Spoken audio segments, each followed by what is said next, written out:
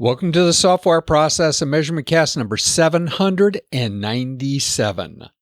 I'm Tom Cagley, your host. In the Software Process and Measurement Cast number 797, we ponder a statement from Roger Turnau in SPaMCAST 796. Roger said, "You can't expect the process to save you from yourself in every circumstance." A leadership quandary leading to questions every leader must ask. Those include, when does process guidance make sense? When do processes infantilize teams and leaders?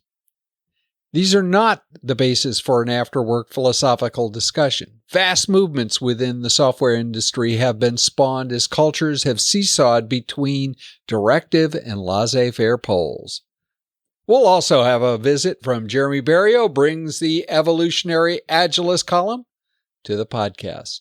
We discuss whether testers are part of the team and if they own quality.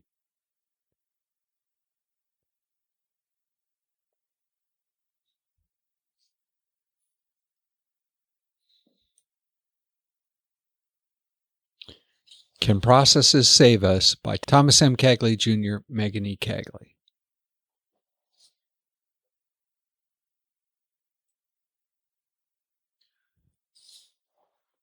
I'm listening to Ender's Game by Orson Scott Card.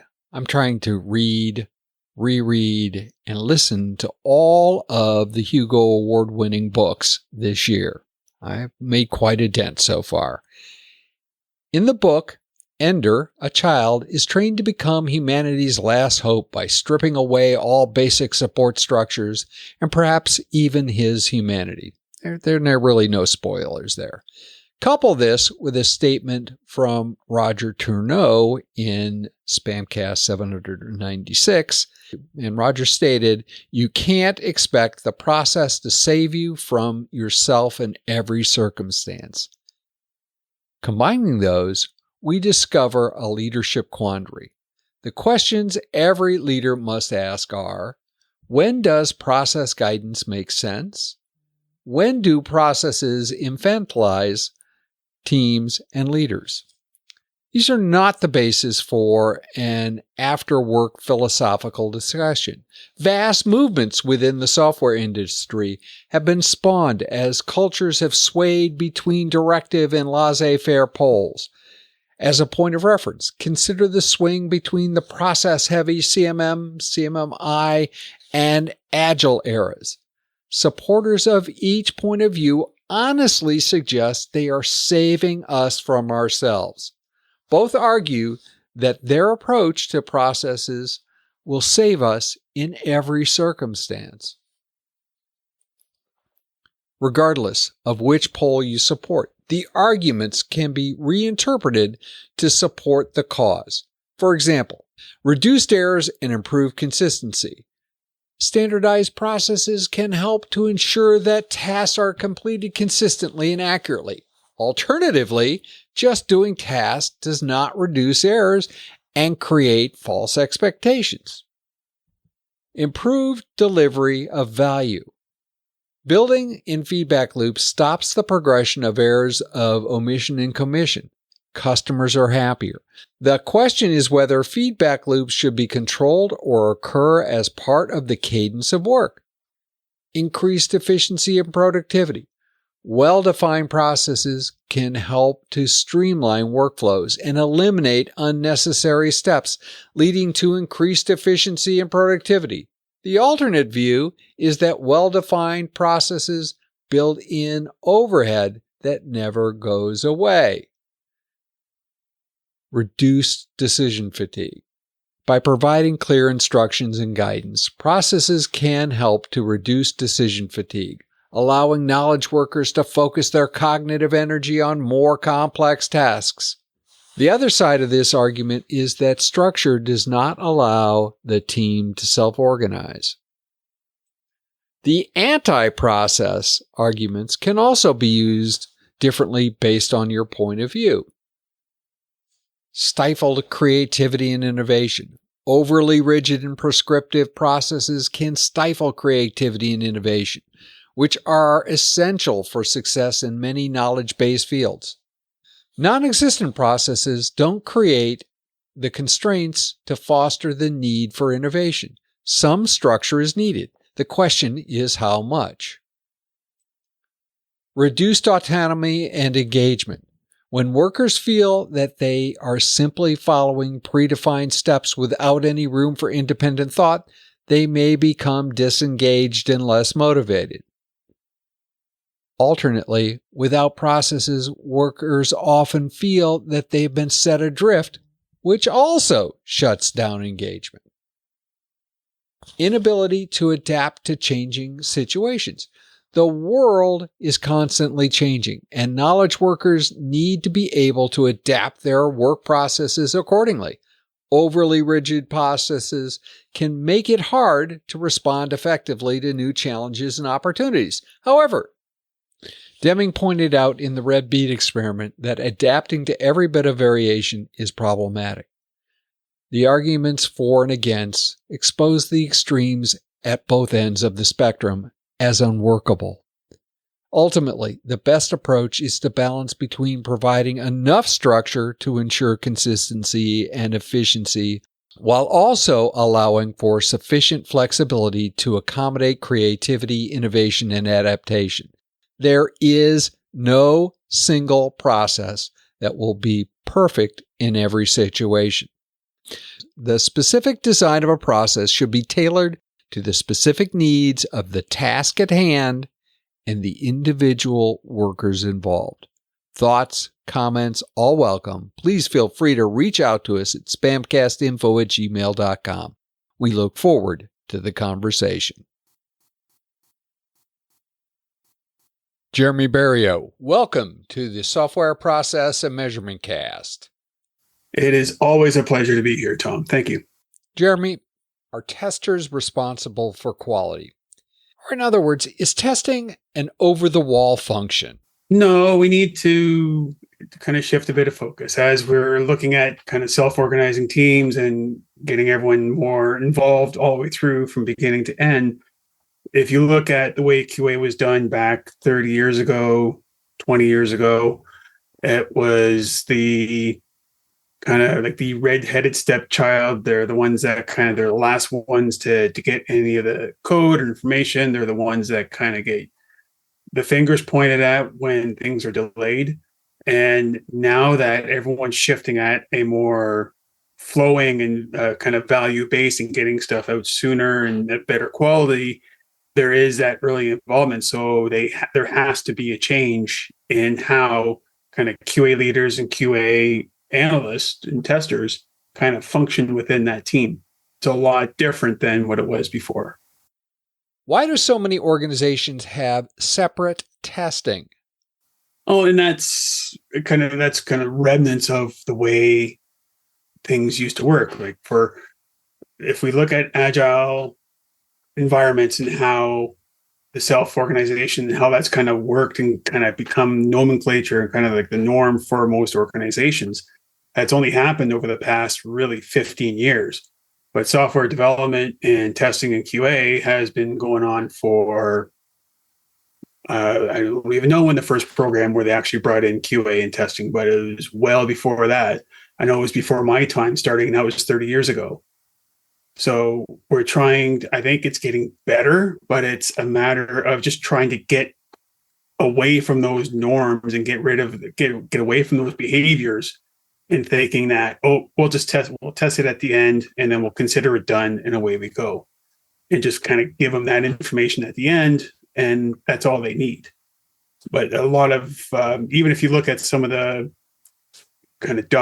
books that are out there, they say, hey, testing should be done sooner. It doesn't have to be actual pushing a button and testing, but the earlier involvement in kind of getting the static testing and reviews and almost basically keeping everyone honest and on the same page, that's where that focus should be for the next 50 years or more.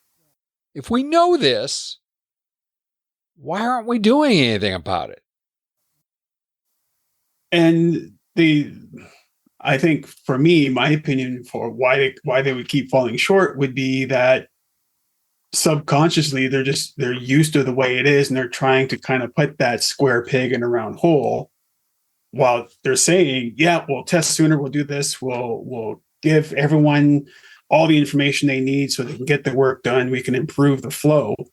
But they subconsciously maybe just sabotage themselves and keep the old structure and the old way of doing the work, and then they get frustrated as to why it's not working, but they haven't really kind of taken the blinders off to see everything as a whole and taken that step back. Taking the blinders off?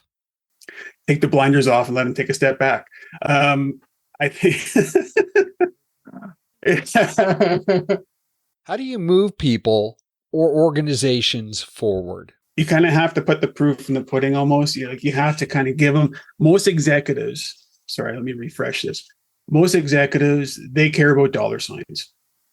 I think that's a general good. Like, they want to see how much money they're going to be able to make and how much money they're going to be able to save, and kind of keep costs down to as minimum as they could. I think what we need to do to help kind of take those blinders off is show them there is the value. Like, they don't have to reduce their staff. They can improve just by doing small things to get that to open up that information to become that learning organization to help them get to where they need to get.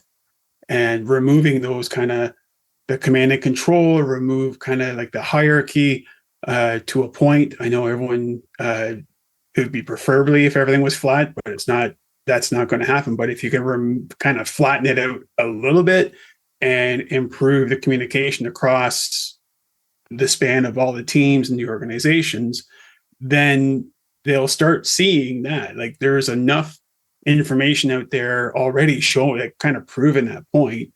If you look at kind of like the main groups and main departments, that organizations that are running in that type of fashion, like Google is a good example. They are able to deploy once every 10 minutes almost. I don't know what the actual thing is. I'm kind of exaggerating probably, but they are able to work together and get their flow. We talk about testing like it's separate and managed separately. Well, from there, like, if you look at it from the team perspective, you have to observe and see how they all work together, how the information, how the work gets done, and kind of find if you look at theory of constraints or team flow, you look at where the constraints are. You look at where the process constraint or the team constraints, and start working through with the teams to kind of work with that constraint and improve their flow. You can not stand over top of them with a cattail with the whips and kind of get them moving and flowing along. You work with the team, because they probably, most people on the team probably have an idea of how to make things better. They just don't know how to voice it. And if you give them that voice, then you just try and experiment. That's the whole point from an agility perspective. You try, you experiment. If it works, great. If not, you learn from it, do something different. And from a QA perspective and a leader's perspective, I think there's the opportunity, because QA, again, from a white paper I read, oh God, this was years ago. There was this one line, and I continuously use, and I should find out who the author was, but there was this one line that says QA's main role is to make everyone better at their job.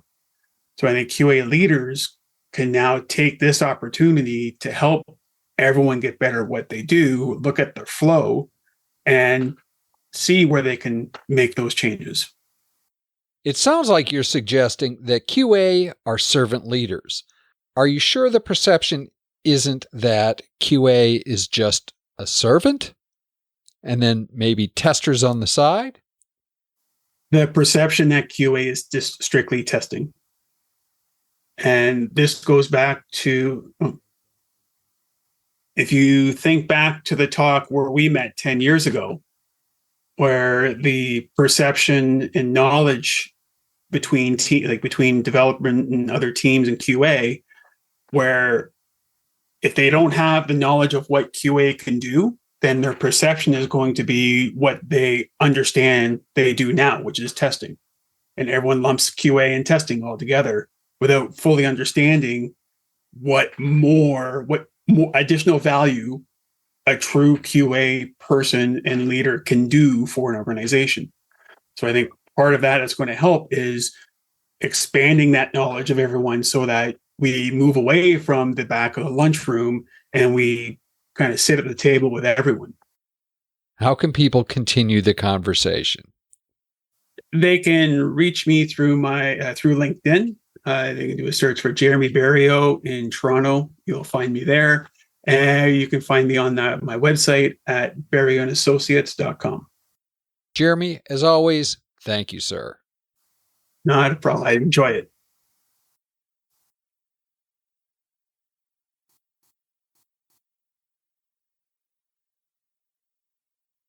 In Reread Saturday News, this week we finish Actionable Agile Metrics, Volume 2, Advanced Topics and Predictability by Daniel Vacanti. We read 2 chapters. Chapter 13 is titled Scaling Monte Carlo. In a perfect world, one team could do all the work needed for a product or feature, a manageable piece at a time. Unfortunately, this is the real world. In Chapter 14, titled A Parting Thought, Vacanti states, quote, "We take action because of our relentless pursuit of improvement. That is what professionalism is all about." Links in the show notes to buy a copy of Actionable Agile Metrics Volume 2, Advanced Topics and Predictability, and links to all of the installments of our reread of that book. In the Software Process and Measurement Cast number 798, we feature our interview with Steve Taplin. We talk nearshoring and building a culture not only within an organization, but around an organization. If process improvement is a never-ending journey, why do so many people ask, are we there yet?